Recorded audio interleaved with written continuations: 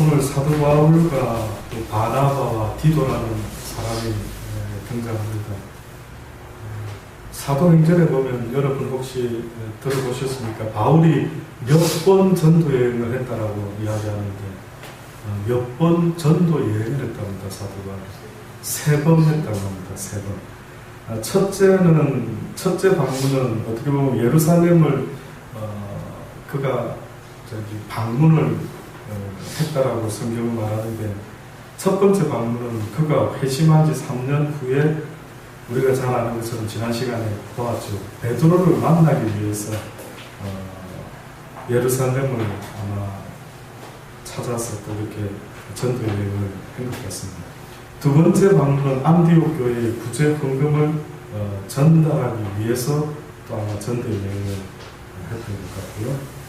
또 세 번째 방문은 어떻게 보면 이방인에게 복음을 전하는 자신의 사도권을 변명하려고 예루살렘 공의회에 참석한 것, 아마 이것이 또한 세 번째 예루살렘을 방문한 바울의 일이 있었습니다. 근데 이 바울이 오늘 본문에 보니까 바나바와 디도를 데리고 다녔다라고 그렇게 이야기합니다. 우리가 잘 아는 것처럼 바나바는 레위 지파 출신입니다. 레위 지파. 어떻게 보면은 바울보다도 먼저 복음을 받아들였고, 또 바울보다 먼저 복음을 전도한 그러한 이방인의 전도에 아주 열정을 가진 사람이 바로 바나바라는 사람이었습니다. 그래서 그는 예루살렘 교회로부터 안디옥 교회로 파송이 됐던 사람이 바로 바나바였습니다. 그의 원래 이름은 요셉이라는 이름을 가진 사람입니다. 우리가 잘 아는 마리아의 남편 요셉과 같이 그의 이름도 바나바라는 이름을 가지기 전에 요셉이라는 이름을 가졌는데, 그의 그 이름의 뜻은 우리가 아는 것처럼 권위자, 권위의 아들, 위로의 아들, 이런 이름을 가진 바나바가 이방 전도를 위해서 바울보다 앞서 먼저 사역을 시작했던 그런 인물입니다. 뿐만 아니라 여기 보면은 디도가 나오죠. 디도는 어떻게 보면은 고린도 교회의 목회자입니다. 고린도 교회에서 목양을 했던 것 같습니다. 바울이 상당히 아꼈고요. 그래서 항상 어디를 가나 그를 데리고 다니려고 애를 썼죠. 근데 우리가 아는 것처럼 전도여행이 시작되면서 바울이 어느 날 바나바와 디도를 데리고 가자 말자 하는 것 때문에 다툼이 일어나서 헤어지게 되지 않습니까? 바로 그 디도에 대해서 오늘 서두에 먼저 언급하고 있습니다. 바나바와 함께 14년 후에 내가 바나바와 함께 디도를 데리고 다시 예루살렘에 올라갔노니 계시를 인하여 올라가 내가 이방 가운데서 전파하는 복음을 저희에게 제출하되 유명한 자들에게 사사로이 한 것은 내가 다른짓 하는 것이나 다른짓 한 것이 헛되지 않게 하려 합니다. 이 이야기는 지금 무엇을 말하냐면 바울이 복음을 전하는데 한마디로 말하면은 유명한 자들에게는 어떻게 했다고요? 사사로이 했대요. 또다시 말하면은 바울의 목적은요, 그 당시 때에 그렇게 유명하고 권세 있고 힘이 있는 이런 자들에게 관심을 뒀던 것이 아니라, 만약에 내가 전하는 이 복음을 가지고 내가 그들을 의식하고 복음을 전한 자였다라고 한다면은 나는 나의 다른질이나 다른질 한 것이 헛되게 될 수가 있다. 그래서 나는 내 복음이 어떻게 보면 꼭 필요로 하는 자들에게, 성경은 뭐랍니까? 복음이 누구에게 필요하다고 이야기하죠? 복음이 누구에게 전파돼요? 가난한 자들에게. 그러니 바울이 나의 이 복음이 사사로이 전파되지 않도록 하기 위해서 유명한 자들에게 내가 오히려 사사롭게 신경 쓰지 않고 대했다라고 그렇게 이야기를 하면서요, 나와 함께 있는 헬라인 디도라도 억지로 할례를 받게 아니하였으니, 그러면서 할례를 받게 하지 아니했다라는 말을 꺼내놓고 4절에 보니까 이는 가만히 들어온 거짓 형제 까닭이라 저희가 가만히 들어온 것은 그리스도 예수 안에서 우리의 가진 자유를 엿보고 우리를 종으로 삼고자 함이라 라고 이렇게, 이게 오늘 바울이 말하고자 하는 주제입니다. 다시 말하면 바울은 우리를 어떤 인간으로 만들기를 원했느냐 하면은 종이 아니라 그리스도 안에서 자유자를 만들기를 원했습니다. 패트릭 헨리라고 하는 이름을 가진 사람이 너무 유명한 말, 우리 대학교 시절에 저도 아주 그 말을 자주 농담 삼아 했습니다. 뭔지 아시죠? 자유가 아니면 무엇을 달라? 죽음을 달라. 이런 말을 한 사람이 있었습니다. 다시 말하면 인간은요, 자유를 갈망하는 존재이다. 또 인간은 하나님이 자유자로 부르셨다라고 성경은 분명히 말하고 있습니다. 근데 인간이 육을 가지고 이 세상을 살아가다 보니까 어느 순간에 아담과 하와 이후로부터 범죄한 인간에게 있어서 자유자의 모습이 나타나지 아니하고 날마다 무언가의 얽매여서 종노릇하며 노예같이 어쩔 수 없이 살아가는 모습을 가지고 있더라고요. 그러니까 여러분도 저도 자유자가 아니라 어떻게 보면 오늘 바울이 볼 때에는 심지어는 세상의 나쁜 것에도 종노릇하고 있었지만 지금 할례 이야기를 꺼내면서 무슨 말을 하느냐면 유대인들도 종노릇하는데 무엇에 종노릇하나 보니까 율법에 종노릇하고 앉아있대요. 율법에. 그래서 여러분 성경에 보면 자유자와 종노를 이야기하면서 자유자는 누구에게서부터 태어난 언약의 자녀를 자유자를 했는데 누군 줄 아십니까 혹시? 아브라함, 사라에게서 태어난 자를 자유자예요. 성경은. 그들은 뭐라고 말하냐면 그들은 언약의 백성이에요. 언약의. 그런데 하갈에게서 태어난 자를 뜻밖에도 아브라함의 시기는 했지만은 하나님의 약속이 언약이 없는 그 계집종으로부터 태어난 자를 성경은 종이다 이렇게 성경입니다. 결국 궁극적으로 이야기를 하자면은 하나님께서 예수 그리스도를 통하여 이제는 우리에게 모든 얽매이기 쉬운 종의 모습으로부터 죄의 모습으로부터 우리를 어떻게 해주기를 원한다. 자유자로. 지금 가만히 한번 돌아보십시오. 성경은 우리에게 자꾸만 여러분이요 죄에게 종노릇하고 있다. 하나님의 말씀이 아닌 다른 비진리가 내 머릿속에 진리처럼 들어와가지고 나의 선택의 기준이 내가 지금 꼼짝없이 자다가도 벌떡 일어나서 어떤 일을 하고 앉아있는데 그 일이 무엇을 위한 것인지를 성경은 지금 알려줍니다. 네 모습이 지금 어디에 얽매여 있느냐, 네가 자다가도 벌떡 일어나면서 무슨 일을 위하여 자다가도 벌떡 일어나는 인생을 살고 있느냐. 여러분은 지금도요 아무리 내가 피곤하고 아무리 내가 몸이 안 좋고 아무리 컨디션이 안 좋고 어려운 환경에도 있다 할지라도 갑자기 그 모든 것을 다 팽개치고 벌떡 일어나가지고 그 일을 위해서 자유롭게 어떤 것에 얽매이지 않고 뛰어갈 수 있다면은 여러분은 그것에 자유자예요. 뭐가 나를 자유롭게 만드느냐? 아니 무엇이 나를 갖다가 세상의 남편 관계, 자식 관계, 아내와의 관계, 비즈니스 관계, 모든 얽매여 있는 수많은 인간관계와 물질과의 관계가 있지 않습니까? 그런데 어떤 것이 나로 하여금 그 모든 그 관계까지도 개의치 아니하고 자다가도 벌떡 일어나서 달려갈 수 있게 만드는 그것이 뭐냐라고 지금 이야기를 합니다. 이것을 성경은 뭐라고 말하냐면 바로 진리가 너희를 자유케 하리라. 아멘. 그 진리, 어떤 진리가 비진리로부터 너희를 자유케 하리라. 진리가 있고 비진리가 있다. 다시 말해서 진리라고 하는 것은 생명하고 관계가 있는 것입니다. 성경이 말하는 진리를 말한다는 것은 진리는 곧 생명과 관계가 있고 이 생명은 육체의 생명을 말하고 있는 것이 아니라 영원한 영생의 생명을 성경은 그렇게 표현을 하고 있습니다.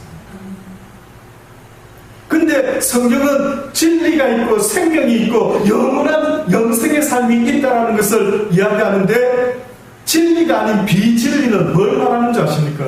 한마디로 이와 반대인데 비진리는 생명을 말하는 게 아니라 사망을 말하고 있고 그 사망 이후에 영원한 멸망을 이야기하고 있다라고 성경이 말하는데 지금 말하고 있는 이야기는 너희가 어찌하여 비진리에 진리에 얽매여 있느냐?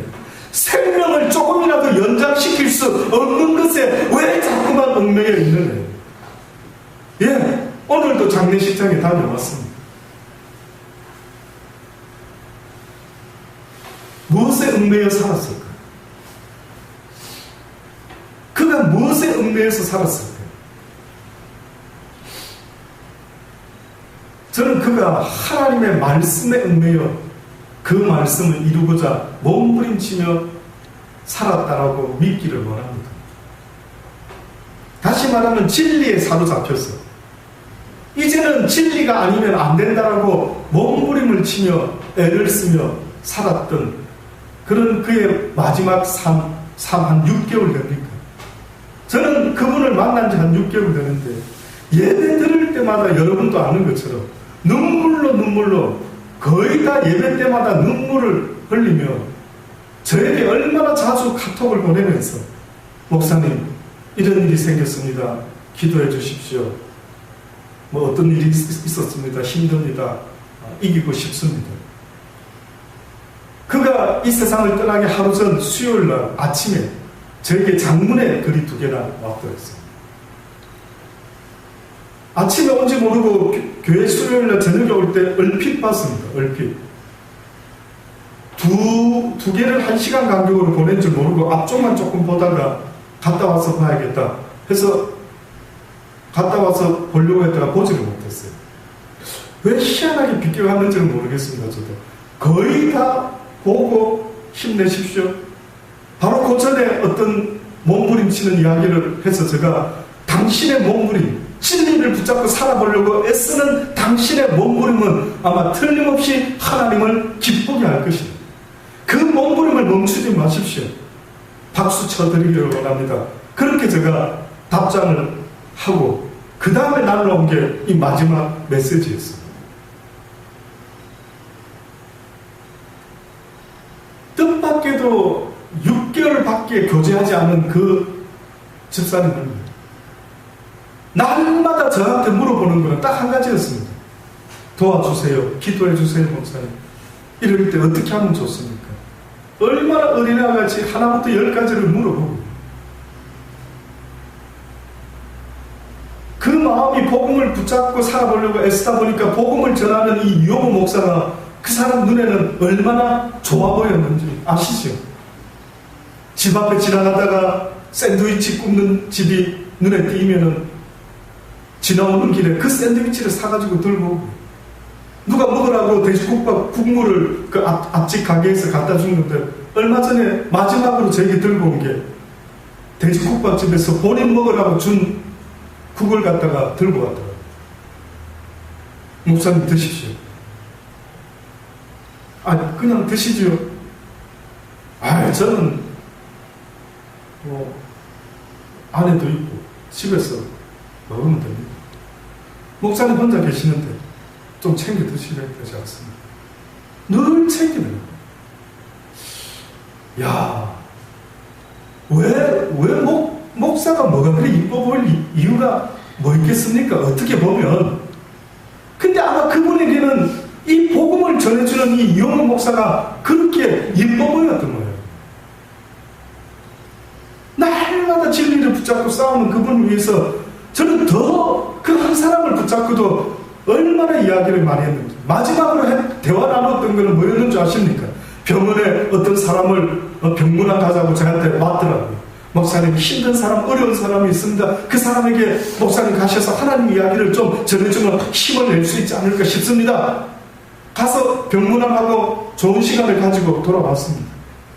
여기 드림마트 앞에서 이제 헤어지는 시간에 차 안에서 이야기가 나오는데 본인도 때로는 어려운 어떤 일들을 겪으면서 힘든 이야기를 꺼내더라고요. 그래서 제가 그랬습니다. 다음부터는 다른 사람을 위해서 나를 불러내지 말고 나는 그 사람은 한치 건너지만 현재 나에게 만나게 한 당신의 영혼에 관심이 나는 더 많다고요. 당신이 힘들지 말고 힘을 냈으면 좋겠다. 당신이 진리 가운데 자유할 수 있으면 좋겠다. 그래서 혹시나 뭔가 하나님의 말씀 그 진리를 알고 싶은데 자꾸 의문에 사로잡히는 어떤 일들이 있으면은 머뭇하지 말고 언제든지 나 같은 사람을 활용해가지고 커피 한잔 하십시다 목사님, 불러내라.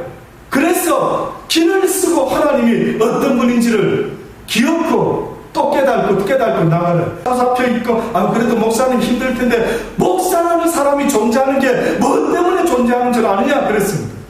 목사는 복음을 모르는 사람에게 복음을 전할 때 그 보람과 인생의 가치가 있는 것이지, 목사가 그냥 골방에 틀어박혀만 있는 것이 그 가치와 보람을 느끼는 시간이 아니니, 당신이 어느 때든 하나님을 알고자 하는 그런 마음만 있다면 어느 때든 불러다. 그게 그분과 마지막 대화였습니다.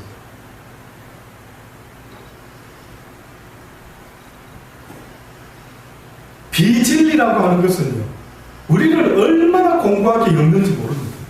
비진리가 전개하는 모든 사상이나 모든 것들을 보면 우리를 얼마나 공부하게 만드는지, 그분도 그 비진리에 얼마나 오랫동안 살았으면은 이제 6개월밖에 안 됐는데 조금씩 시험시험 가도 되는데, 그동안 살아왔던 그 얼마나 자국마다 죄라고 느꼈는지, 예배 드릴 때마다 눈물을 쏟으며 가슴을 치며 하나님 몰랐었습니다.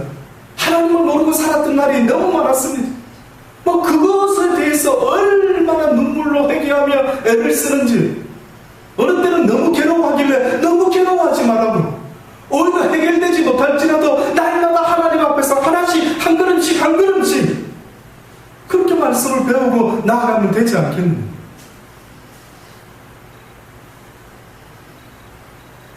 마지막 그 글을 새벽에 연락을 받고 갑자기 그 생각이 나서 어떤 글을 보냈더라. 제가 새벽녘에 홀로 불을 켜고 앉았어요. 그가 보냈던 마지막 글을 읽었어요. 목사님, 하나님이 우리를 빗대라고 하시지 않았습니까? 그런데 나는 빗대고 싶은데 내 주변의 어둠이 너무 강해서 나를 어둠 속으로 가둬버렸습니다. 빛이 보이지 않습니다.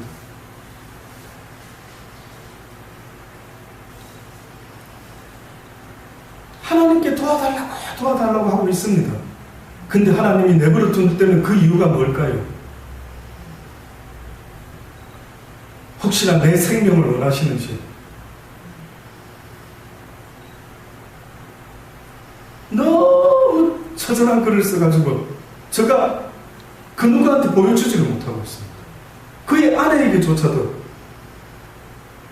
왜 지금 이런 일이 벌어지는지 제가 모르기 때문에 도무지 왜 이런 글을 썼을까, 그 심정이 얼마나 괴로웠습니다. 비진리는 날마다 우리를 구속하는 것 같습니다. 진리가 아닌 것은 우리를 계속 끌고 있는 것 같습니다. 니까짓 게 무슨 예수를 믿어, 니까짓 게 무슨 자유를 얻어, 니까짓 게 무슨 평화를 얻어, 너까짓 게 네가 이제까지 살아온 것이 얼마나 나쁜 짓 하고 살았는 거, 네가 알잖아. 네가 무슨 하나님 앞에서 그 사단이라는 놈은 우리를요, 하나님 안에서 자유자로 만들려고 하는 그 예수 그리스도 보혈의 그 공로를 완전히 깔아뭉개면서 안 된다는 거예요. 계속 비논리가 그의 생각에 얼마나 많은 영향을 줍니다. 무서운 게 뭔 줄 아십니까? 내 사상과 내 모든 것들 관계가 내가 진리에 묶여있는지 비진리에 묶여있는지를 여러분 스스로 한번 돌아보시기를 바랍니다. 내 삶이 어디에 묶여있는지요, 내가 판단하고 선택하는 모든 가치관이 진리인지 비진리인지, 내가 진리를 위해서 일하고 있는지 내가 비진리를 위해서 일하고 있는지. 그래서 성경 오죽에 쓰면 뭐라고 말합니까? 먼저 그 나라와 그 의를 구하라. 무엇을 먹을까 마실까 하는 것은 모두 다 진리를 알지 못하는 이방인들이 구하는 것들이니 너희의 모든 구하고 얻기를 원하는 것이 비진리에 묶여있지 말고 무엇에 묶여있으라고요? 진리에 묶여있으라고요. 진리.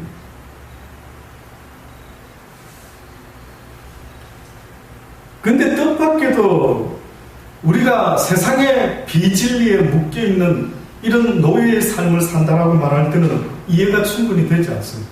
근데 어떤 이는 할례의 율법에 붙잡혀 있습니다. 교회 안에서 자유가 없는 거예요. 새벽 기도 해야 되지, 수요 예배, 금요 예배, 주일날, 구역 예배,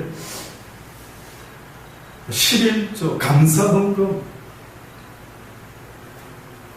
하여튼 유대인들에게 있어서 그들을 붙잡고 있었던 그들의 주인이 율법이었어요. 율법. 그래서 지금 바울이 갑자기 뚱딴지같이 디도 이야기를 하면서 내가 다행히도 디도를 억지로 할례를 받게 아니하였으니 이는 가만히 들어온 거짓 형제 까닭. 그러니까 이 거짓 형제가 무슨 짓을 했는가 대략 유추를 해보니까 할례 안 받으면 지옥 간다. 할례 받아야 된다. 11조 안 하면 엄청 가난해진대. 11조 해야 된다. 새벽 기도 안 하면은 복 못 받는데 새벽 기도만 해야 된다. 이런 식으로는 새벽 기도가 뭐고 가네요. 하나님 앞에서 각자가 할 수 있는 자유자의 모습으로 하면 그뿐인 것입니다. 내가 아침형 체질이니까 아침에 기도하면 되죠. 내가 저녁형 체질이니까 저녁에 기도하면 되죠. 내가 돈이 10원밖에 없으니까 10원을 헌금하면 되죠. 근데 전부 얽매여 10원밖에 못하고 있어. 최소한 100만 원은 헌금해야 될 텐데, 뭐 해야 될 텐데, 새벽기도 빠지지 말았어야 될 텐데, 모든 얽매여 있는 내 삶을 붙잡고 있는 내가 자다가도 벌떡 일어나게 만드는 모든 것들이 보니까 비진리에 붙잡혀 있대. 자유인이 아니라. 바울이 볼 때는 저 종교 행위의 삶을 사는 사람들이 얼마나 다른 사람의 눈을 의식하면서 사는지, 그들 눈에 100점짜리 목사, 100점짜리 기독교인이 되려고 얼마나 애를 쓰고 살아가는 그 모습 보고 바울이 지금 그렇게 말하고 있는 거예요. 누군가가 가만히 들어왔는데 보니까 그리스도 예수 안에서 우리가 가진 자유를 엿보고 우리를 종으로 삼고자 함이로다. 우리가 일시라도 복종치 아니하였으니 이는 복음의 진리로 너희 가운데 항상 있게 하려 함이라. 너희 가운데 항상 복음의 진리로 너희가 있게. 그러니까 그리스도 안에서는요, 모든 어떤 종교 행위의 규칙은 다 없어지고 맙니다. 다 없어지고 말아요. 그래서 우상제물도 뭐하고 먹으면 상관없다? 하나님께 기도하고 먹으면 상관없다. 주일날 오다가 누가 어려운 사람이 있다? 도와줘야 되겠다? 생명의 위험을 느낀 누군가를 도와줘야겠다? 가 도와주라는 겁니다. 교회 가야 되는 주일날 교회 빠지면 안 되는데. 희한한데 얽매여 있는 겁니다. 희한한데 지금. 그렇다고 핑계거리를 만들어서 목사님 감사합니다. 마음이 편안하네요. 이제 주일날 교회 한 번씩 빠져도 나 그것 때문에 신경 엄청 썼는데 목사님 말씀 듣다 보니까 주일날 한 번씩 빠져도 되겠네. 그런 뜻이 아닌 건 아시죠? 예, 그런 뜻은 아닙니다. 그런 뜻은 아닙니다. 그러나 나의 신앙 행위가, 나의 종교 행위가 사람들에게 교회의 율법에 얽매여 있는 종로로서는 그만해라. 자유자로 해라. 이 자유를 위해서 얼마나 성경은 누누이 너희는 자유자로 부름을 받아라. 너희는 자유자가 돼. 이사야 61장 말씀에 보면 우리가 너무나 잘 아는 이사야의 말이 있지 않습니까? 주 여호와의 신이 내게 임하셨으니 이는 여호와께서 내게 기름을 부으사 가난한 자에게 아름다운 소식을 전하게 하려 하십니다. 나를 보내사 마음이 상한 자를 고치며 포로된 자에게 자유를, 갇힌 자에게 노임을 전파하여 여호와의 은혜의 해와 우리 하나님의 신원의 날을 전파하여 모든 슬픈 자를 위로하되 무릇 시온에서 슬퍼하는 자에게 화가 나 주어 그 죄를 대신하여 신학의 기름으로 그 슬픔을 대신하여 찬송의 옷으로 그 근심을 대신하시고 그들로 의의 나무 곧 여호와의 심으신 바 그 영광을 나타낼 자라 일컬음을 얻게 하려 하심이니라. 하나님은 누구에게 얽매여 있는 걸 원하는 것이 아니라 그리스도 안에서 자유자가 되어서 의의 열배의 모습으로 나타남으로 하나님께 영광을 돌리게 하기 원한다라고 그렇게 말씀하고 있는 것입니다. 그건 뭘까? 과연 하나님께 의의 나무가 되어 그분에게 영광을 나타낼 수 있는 일이 과연 뭘까라고 하는데 뭔 줄 아십니까? 아주 간단한 이야기입니다.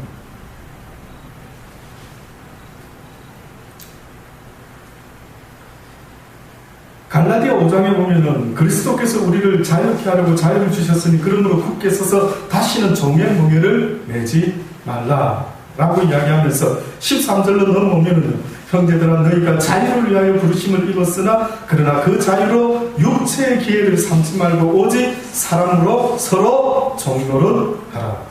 온 율법은 내 이웃 사랑하기를 내 몸과 같이 하라 하신 한 말씀에 이루었나니 만일 서로 물고 먹으면 피차 멸망할까 조심하라. 자, 이게 이제 마지막 결론의 답입니다. 우리를 자유자로 부르셨는데 그리스도 안에서의 자유자다라고 하는 그 의미는 곧 뭐라고요? 곧 뭐라고요? 예, 곧 서로 종노릇하는 자인데 무엇으로 종노릇하는 자인가? 사랑으로. 그러니 우리의 자유는 뜻밖에도 무엇을 위한 종이 되어야 되느냐면 사랑을 위한 종이 되어라고 그렇게 말해요. 누구만 하는 게 아니라 우리 모두가 결국은 내가 그리스도 안에서 어떤 종교 행위보다도 가장 중요한 핵심은 뭐라고 말합니까? 사랑이 돼요. 하나님을 사랑하는 것과 내 이웃을 내 몸과 같이 사랑하는 것, 이 한 가지의 모든 율법과 선지자의 강령이 다 이루었다라고. 아멘. 어렵습니까? 이 이야기가 그렇게 어렵습니까? 그러니 우리의 신앙생활의 포커스는 사랑이지 어떤 것에 얽매여 있는 종교 행위에 종노릇하는 그러한 신앙생활이 아니라고 합니다. 요한복음 8장에도 또한 요한도 말하죠. 너희가 내 말에 거하면 참 내 제자가 되고 진리를 알지니 진리가 너희를 자유케 하리라. 너희가 내 말에 거하면 참 내 제자가 되고 진리를 알지니 진리가 너희를 자유케 하리라 하는 이 말은요, 여러분에게 다시 한번 제가 쉽게 한번 만약에 번역해서 말씀드린다면 너희가 내 말을 행동으로 옮기면 참 내 제자가 될 것이요 행동으로 옮기지 못하는 자는 거울을 보고 자기의 얼굴을 잃어버리는 자와 똑같으니 주의 말씀을 듣고 행동으로 순종함으로 옮기는 자는 내 제자가 되고 옮기는 그 자가 비로소 그 진리를 맛보게 될 테이니 그 진리가 그들을 자유케 할 것이다.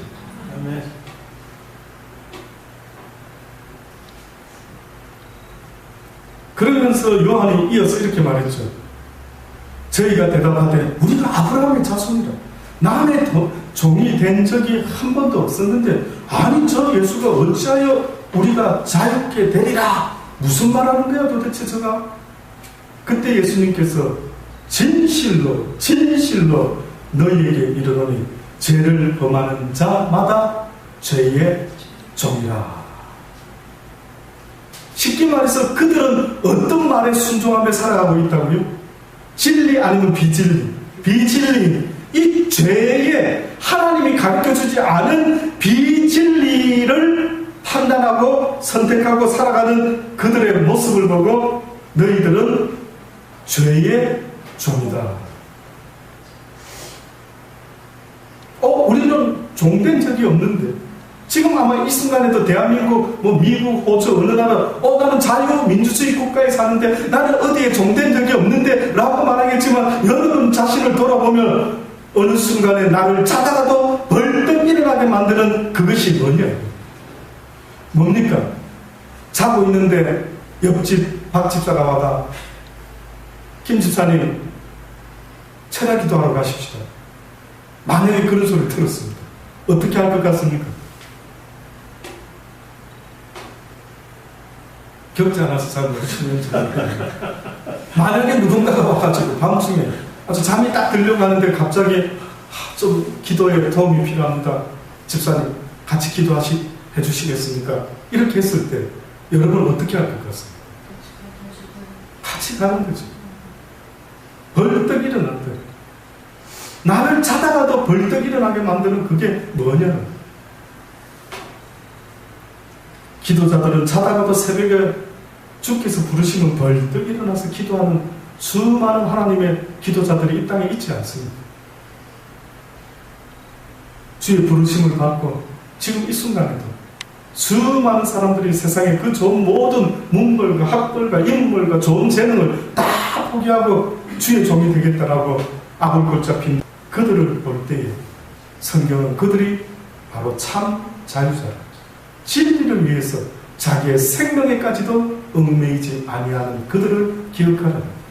그들은 나의 십자가의 군사로 부름을 받았으니 그 어떤 것에도 얽매임이 없고 오직 부르신 자를 기쁘게 하기 위하여 살아가는 나의 아름다운 나의 백성, 나의 군사들을 보아라. 새들은 하늘에서 가장 편안한 자유를 누리지요. 물고기는 어떻습니까? 물 속에서 그들은 자유를 만끽합니다. 꽃들은 그들의 뿌리가 땅에 붙어 있을 때, 땅 속에 심겨져 있을 때 그 꽃들은 마음껏 아름다운 자태를 뽐내며 향기를 뿜어내지 않습니다.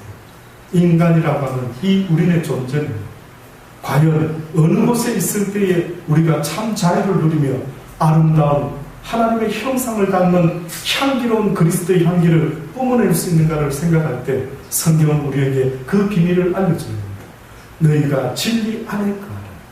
너희의 삶의 모든 가치관과 판단의 기준은 진리이어야 한다. 내 말이 너희 안에 거하고 너희가 내 안에 가면 무엇이든지 구하라. 능치 못함이 없으리라. 아멘. 기도하시겠습니다.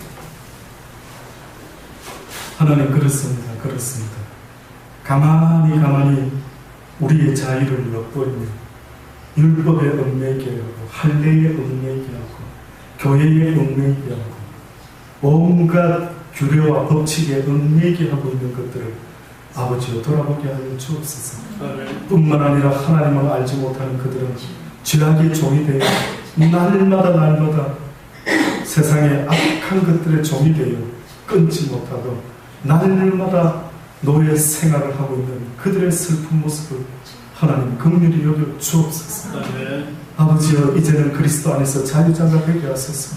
이제는 그리스도 안에서 서로 섬기는, 사랑으로 섬기는 종들이 되게 하여 주옵소서.